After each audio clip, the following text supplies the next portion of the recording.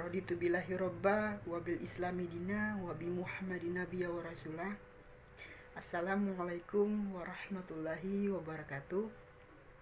Halo teman-teman, berjumpa lagi dengan Fandi Adrianto selaku mahasiswa semester 4 program studi akuntansi Fakultas Ekonomi Universitas Muhammadiyah Maluku Utara. Pada kesempatan yang berbahagia ini, tidak lupa pula kita panjatkan puji dan syukur kehadirat Allah Subhanahu wa Ta'ala, Tuhan yang Maha Esa, karena berkat limpahan rahmat dan kasih sayangnya lah, sehingga kita masih diberikan kesehatan dan kesempatan, khususnya kepada diri saya sendiri, sehingga saya mampu menyelesaikan tugas ini. Salawat serta salam tidak lupa pula kita panjatkan kepada Nabi Muhammad SAW beserta keluarga dan kerabatnya, karena atas perjuangan beliaulah kita dapat merasakan indahnya iman dan Islam. Pada video kali ini teman-teman, saya akan membahas tentang materi sistem informasi untuk keunggulan kompetitif. Mari kita lanjutkan. Baik teman-teman, pada slide pertama ini kita akan membahas tentang sistem informasi, yang mana sistem informasi dan organisasi saling mempengaruhi agar memberi informasi yang dibutuhkan pada suatu bagian tertentu, yang mana sangat penting bagi setiap organisasi. Departemen Sistem Informasi terdiri dari para ahli yang berpengalaman di bidangnya, seperti programmer, analisis sistem, manajer sistem informasi, chief information officer, dan end user. Pada slide kedua, dipaparkan beberapa teori oleh para ahli. Yang pertama, menurut teori biaya transaksi, perusahaan dan individu selalu meminimalkan biaya transaksi, begitu juga dengan biaya-biaya produksi. Memanfaatkan pasar adalah mahal karena memerlukan biaya-biaya seperti lokasi dan komunikasi dengan para pemasok yang jaraknya begitu jauh, pembeli, asuransi, mendapatkan informasi, produk, dan lain-lain. Oleh William pada tahun 1985 dan Coase pada 1937. Sedangkan yang kedua, menurut teori agensi, perusahaan lebih dipandang sebagai link kontrak antara individu-individu yang hanya berorientasi demi keuntungan pribadi daripada suatu kesatuan entitas yang berorientasi pemaksimalan laba. Pendapat ini dikemukakan oleh Jensen dan McLean pada 1976. Selanjutnya, berdasarkan penelitian behavioral, disusunlah teori yang mengatakan bahwa teknologi informasi mampu mengubah hierarki dari pengambilan keputusan pada suatu organisasi dengan cara menekan biaya yang diperlukan oleh informasi dan memperluas distribusi informal. Nah, pendapat ini disampaikan oleh Malone pada 1997. Pada slide keempat, pendekatan behavioral lainnya memandang sistem informasi sebagai jalan keluar dari kompetisi politik antara kelompok-kelompok organisasi untuk mempengaruhi kebijakan-kebijakan organisasi, prosedur, dan sumber-sumber organisasi. Pendapat ini dikemukakan oleh London pada 1974, Ken 198 Kling pada 1980. Baik teman-teman, pada slide berikut ini akan ditunjukkan strategi-strategi kompetensi dasar dalam bersaing, yakni yang pertama, strategi kepemimpinan biaya atau cost leadership strategy.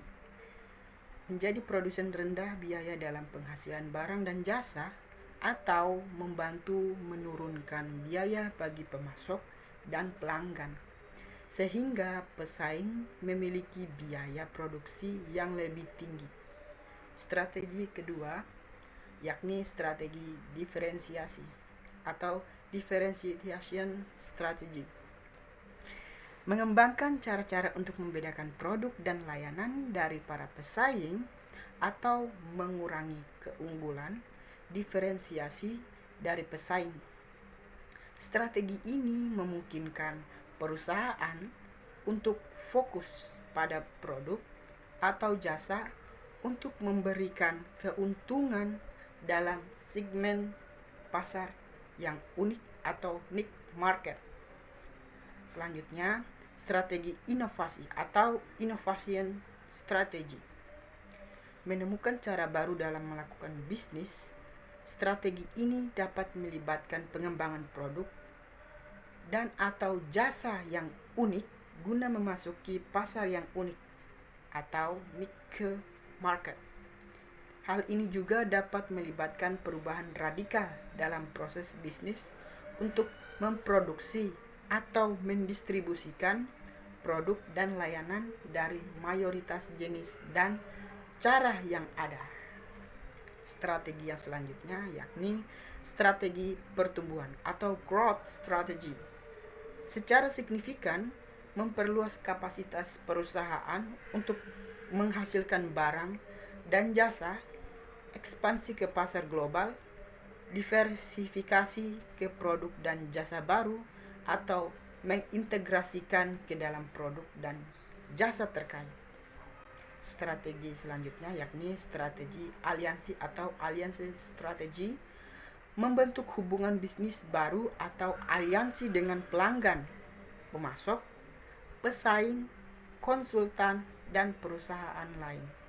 Hubungan ini berupaya meng-merger atau mengakuisisi suatu perusahaan dalam membentuk perusahaan virtual atau pemasaran lainnya, seperti manufaktur atau perjanjian distribusi antara pelaku usaha dengan mitra dagangnya.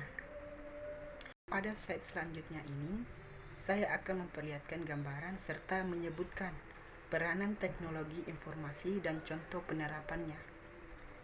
Yang pertama, penerapan teknologi informasi akan meminimalkan biaya bisnis proses, baik dalam hubungannya dengan konsumen maupun supplier.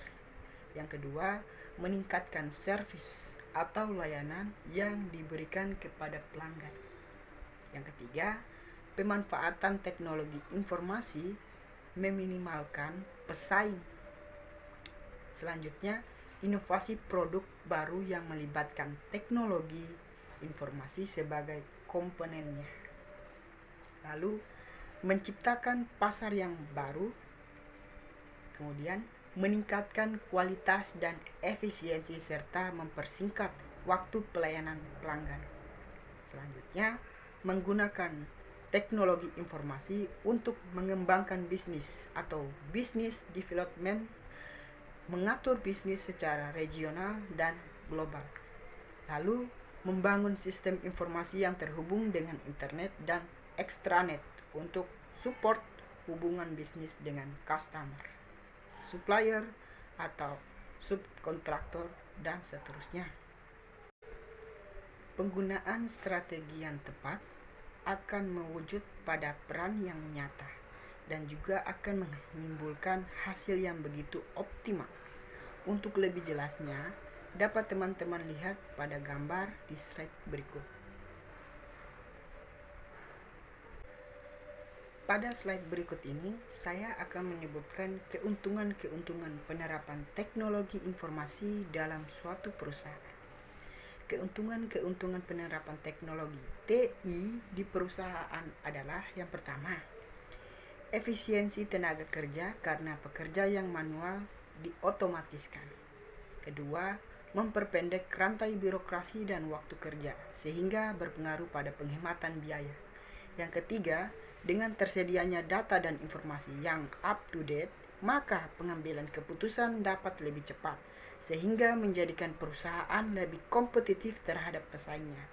Yang keempat, penghematan biaya pemasaran dan promosi produk serta jasa yang ditawarkan perusahaan karena menggunakan website perusahaan yang juga berfungsi sebagai online company profile yang memperluas pasar-pasar. Selanjutnya, dengan penerapan teknologi informasi pada operasional perusahaan, maka sistem dapat terintegrasi di semua bagian sehingga dapat mempermudah arus informasi dan kecepatan respon terhadap suatu masalah. Pada slide ini disebutkan implikasi untuk perancangan dan pemahaman sistem informasi. Pertama, lingkungan di mana organisasi harus berfungsi. Kemudian, struktur organisasi, hierarki, spesialisasi, dan prosedur standar pengoperasian, kultur dan politik organisasi, tipe organisasi dan gaya kepemimpinannya, lalu kelompok-kelompok yang utama yang mempengaruhi sistem dan perilaku para pekerja yang akan menggunakan sistem tersebut, jenis tugas, kepuasan, dan proses bisnis yang akan dibantu oleh sistem informasi. Selanjutnya, dimensi-dimensi keunggulan kompetitif, di mana keunggulan kompetitif ini dapat direalisasikan dalam hal yang mendatangkan keuntungan strategis, taktikal maupun operasional. Berikut ini referensi yang saya pakai dalam menyampaikan materi pada pembahasan video kali ini. Demikianlah pembahasan tentang sistem informasi untuk keunggulan kompetitif yang dapat saya sampaikan. Semoga bermanfaat ya bagi teman-teman sekalian. Terima kasih atas perhatian teman-teman. Apabila terdapat kesalahan penulisan ataupun kalimat yang kurang jelas, mohon dimaafkan, karena sesungguhnya kesempurnaan itu hanyalah milik Allah Subhanahu wa Ta'ala. Sekian pembahasan yang dapat saya sampaikan pada video kali ini ya teman-teman, dengan berucap alhamdulillahirabbil alamin. Billahi fisabil haq fastabikul khairat. Wassalamualaikum warahmatullahi wabarakatuh.